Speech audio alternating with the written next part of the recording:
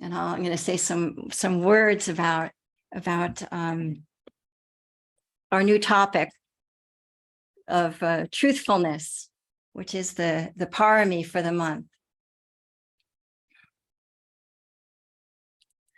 There's no wisdom without truthfulness. And in this practice, truthfulness is about honesty, self-honesty, self-examination and self-honesty. And that's not so easy to do. Even though most of us would probably say we're pretty trustworthy, we're pretty truthful, we're honest. But the truth is that even with altruistic acts, there's still a thread of selfishness in there. And that's okay, but it's just beginning to notice that. It's beginning to notice the mixed motivations that we have.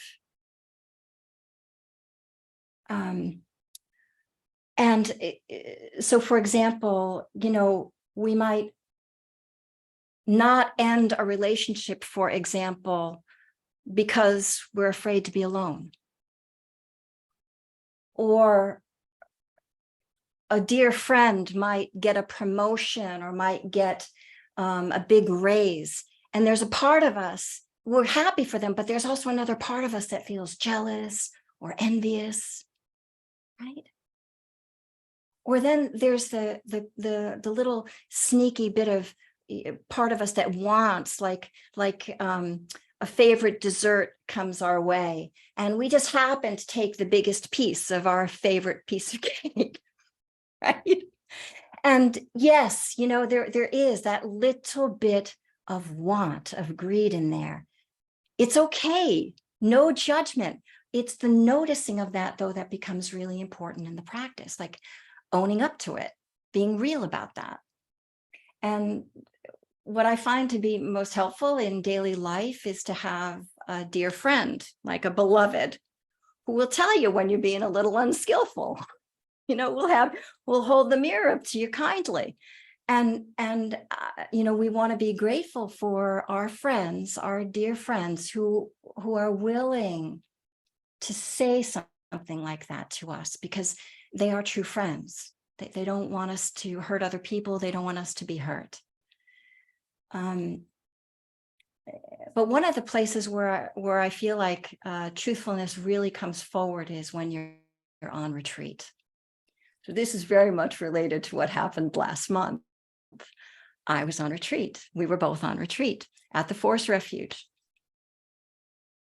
And retreat, for those of you who've never been on a retreat, when you leave your world and you go on a retreat and you go to a place that is quiet and it's bare bones, there's no distraction. It's not about reading. It's not about hopping on a computer or a device. It's just about being with yourself. Believe me, you come forward. All of your wants, all of your needs, all of your little comes forward. Trust me. And so we were on a monastic retreat, which just, again, it kind of ups the ante. And let's say, I feel like it brings out the absolute best in all of us. But it's more rigorous. And there's a real desire to do the work of really looking. And so this particular retreat was a Mahasi style retreat. And some of you may have practiced that before. It's well known as a noting practice, and very much so at IMS. Actually, the roots of IMS are with the Mahasi tradition. Mahasi Sayadaw was he was a Theravadan master from Burma and a scholar.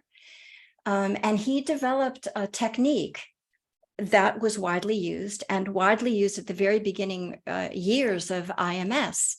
And it has three characteristics. The first one is very specifically, you place attention on the abdomen for noticing the breath. Like, so you're watching the breath at the abdomen, watching the rise and fall at the abdomen. That's the first thing. The second characteristic is the noting, and it's microscopic noting. So if I'm watching the rise and fall at the abdomen, I am starting to notice all of the small sensations that create the inhalation, that create the arising of an inhalation. I notice the pause between the inhalation and the exhalation, and then all of the movements of the breath on the exhalation. And so it gets very, very precise, very nuanced, very subtle. And then the third aspect of the Mahasi tradition is that you also move through space very slowly as well. And why? So that we can see more what's going on. And what happens is that in movement, as we move around our space at our usual speed, we tend to not notice all of the little intentions that are going on behind the scenes that are causing the movement. Oh, I need to go grab my hat. And so we were halfway up the stairs before we realized that we went to grab our hat. The intention to go grab the hat, right? And then we grab the hat and come back down, whatever it might be. But the point of moving slowly is that we see all of these movements. And so slow walking is part of it. Now, so at IMS, there's slow walking.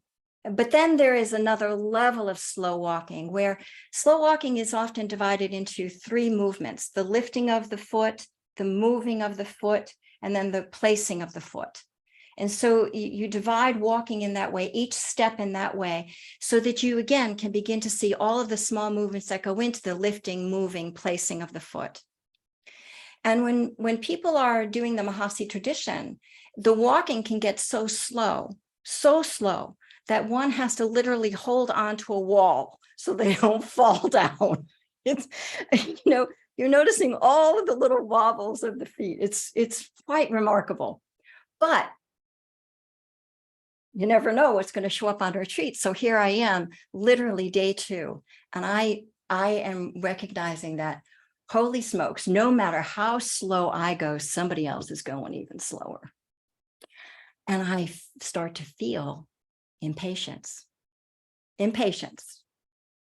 Now, I laugh at that, or I smiled at that, because I also knew that all of you were working on patience last month. And I was too.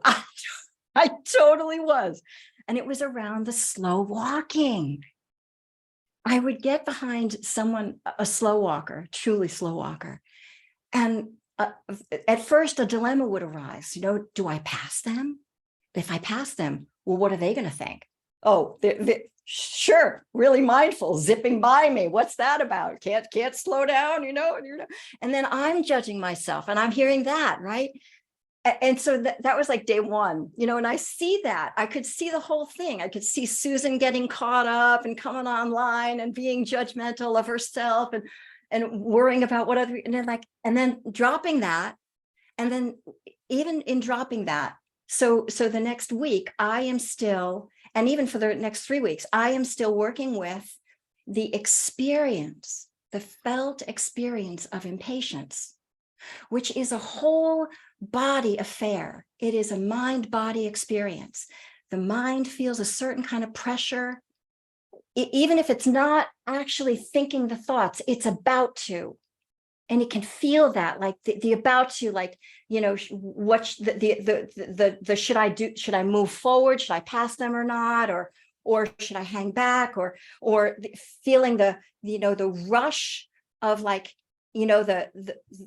the body wanting to move at a faster pace, and the needing to slow down, and the holding back of the wild horses, and feeling that and recognizing that is the practice. And then when I would settle back, and this is what I did, is I really took this up as an object of my practice, impatience. And I would, most of the time, I would very deliberately fall into line with the slow walker's pace. So I'd fall right into step with them. And I would feel this, the revving up that's there, and slowly it slowing down, the heart rate going down, the feeling the breath less staccato and a little bit easier, and feeling the hitches in the movements, and feeling them as they smoothed out. And this is watching impatience arise and pass away, arise and pass away until what appears is patience. This is how we work with patience, is by taking up the object of impatience. And this is good practice. And this brings me to the topic at hand, truthfulness, because it is the willingness and the interest for Susan to want to see what are the unskillful things that are going on in the privacy of my mind and heart as I'm in a beautiful space with other people that are trying to develop their heart, and still this is what's coming up. And being willing to see that, being willing to name it, and being willing to feel what it feels like in real time, not so I can judge myself, but so I can figure out, how do I relate well to this? So I don't act out of impatience. I don't rush past someone in a huff or in a whirl, because I'm at a different speed than them, right? And so this kind of truthfulness is the truthfulness out of which wisdom is honed. It's nothing fancier than that, but it's really having the strength and the courage to see where the rubs are. This is where the growth is going to happen, where the rubber meets the road. This is how the pearl is grown, which I've always found to be like just like nature, right? A piece of debris gets in an oyster, sand and water move through that oyster in that closed space, closed enough that debris starts to collect all of the stuff around it, and slowly but surely a pearl emerges out of debris. The lotus arises out of the mud.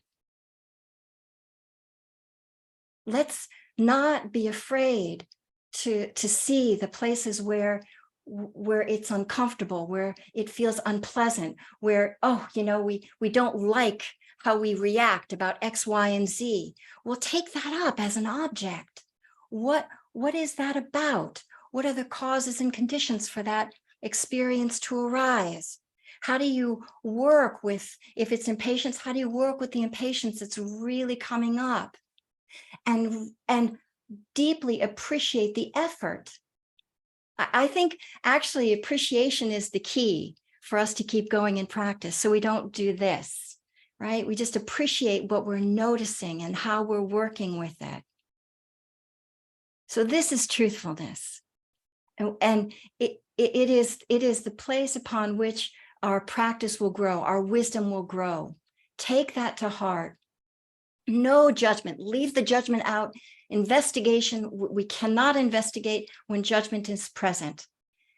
Bring curiosity and interest to the fore. Wow, look at that. Look at that impatience. Look at that coming up. Wow. Just because somebody's walking slow in front of you. Chill out. Right? Just like that. Just like that. We can do this. This is for our happiness. This is why the Buddha taught what he taught. He taught it for our happiness, for our welfare, and for everyone's welfare. So let's this month take up truthfulness as the object of our attention, and be curious about what you notice about yourself that's skillful and unskillful. Be honest, be real. It's okay that there are rubs. We all have them. No one's perfect. No one. Welcome to the human race, right? But what's your little bailiwick? What's your little issue? Go with that. Have fun with it. Be light with it. How do I work with this skillfully? Okay. All right. Thank you so much for your kind attention. Oh my goodness. Oh my goodness. All right. Let's put ourselves out of the way and let's just turn our kind attention to how it feels in the body right now. Open it up, make a little bit more room, create some space in there so the breath has as much room as it needs to breathe however it wants to breathe.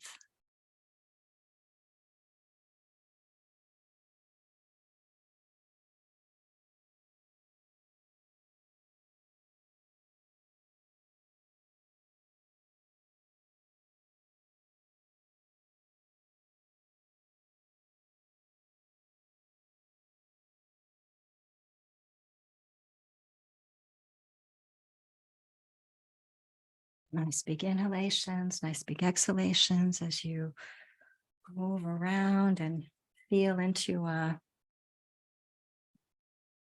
comfortable a posture as possible.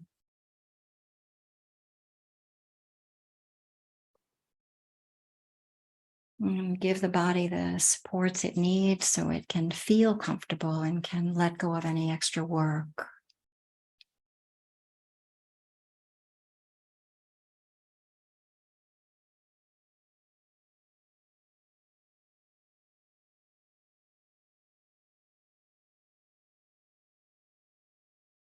And maybe right here, just take a few deeper than usual inhalations and deeper than usual exhalations. And then let the breath find its own rhythm. Let it go. We open it up, create space, and then let it find its own rhythm.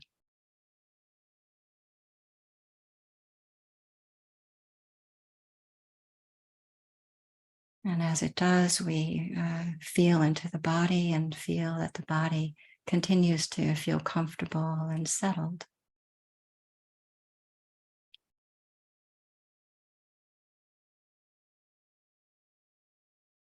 And maybe eyes open or eyes closed, but keep the gaze soft. So soften around the eyes and around the jaw.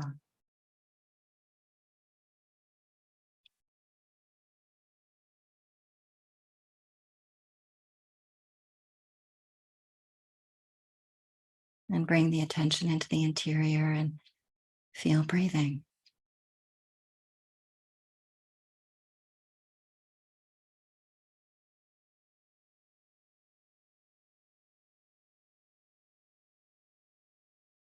Where is the experience of breathing most predominant? Is it in at the nose tip or the back of the throat or the chest or the abdomen? Find that place and rest the attention there.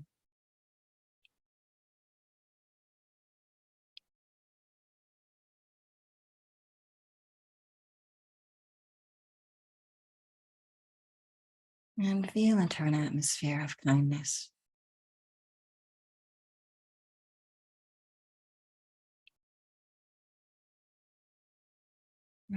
Our job for the next little while is to feel into the ease of well-being. So feel into that.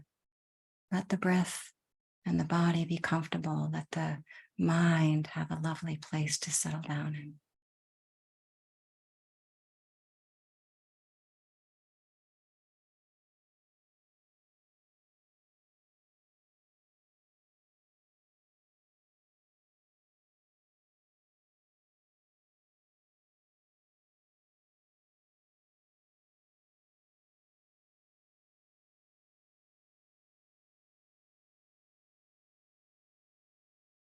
And for the next little while, let's form the intention to not follow the mind road, not follow the usual thoughts, but to keep coming back into this body breathing and feeling into the ease of well-being in the present moment. Keep letting go of tension and opening into ease.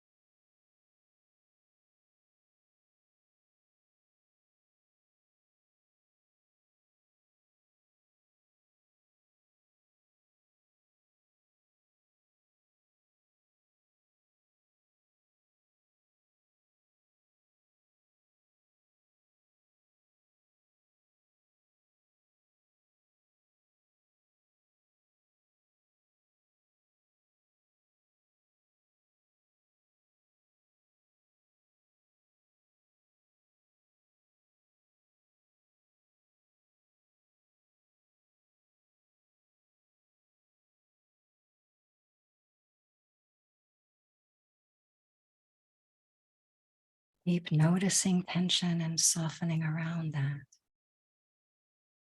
Breathing in and through and around whatever tensions are there.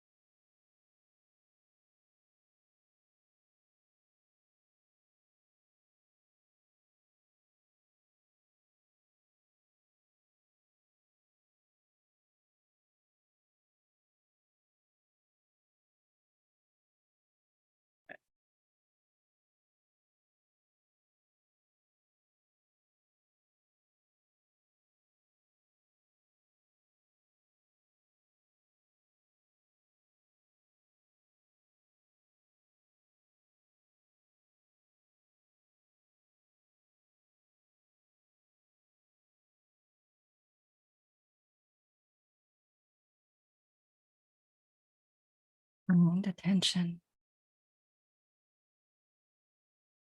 All is welcome here.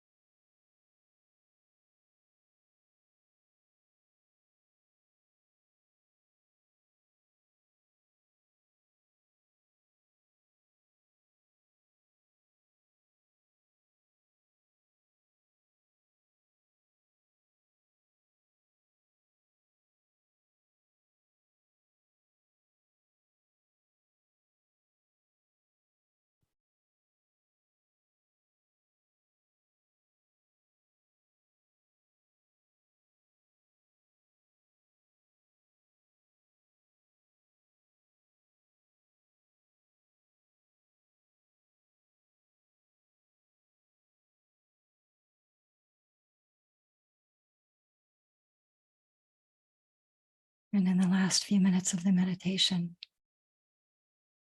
coming back inside and seeing if you can soften any more tension. Soften around the face. Let the shoulders settle back and down. Let the tension drain from the hands and the lower body, the belly.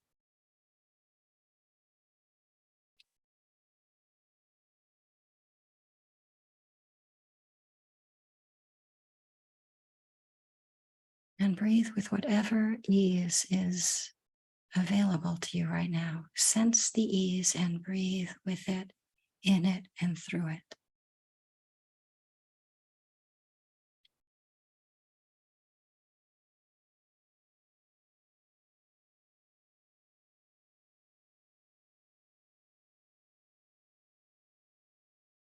So we let the organism receive the benefit of the practice.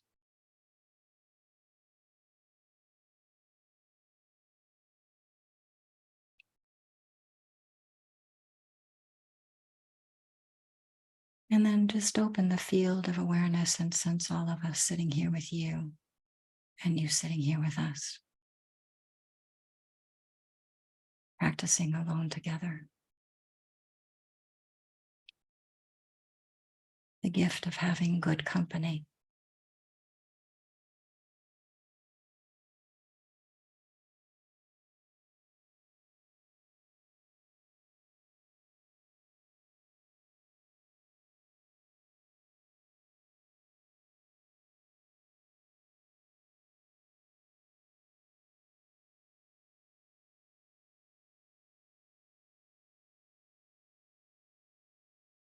Rest in the field of goodwill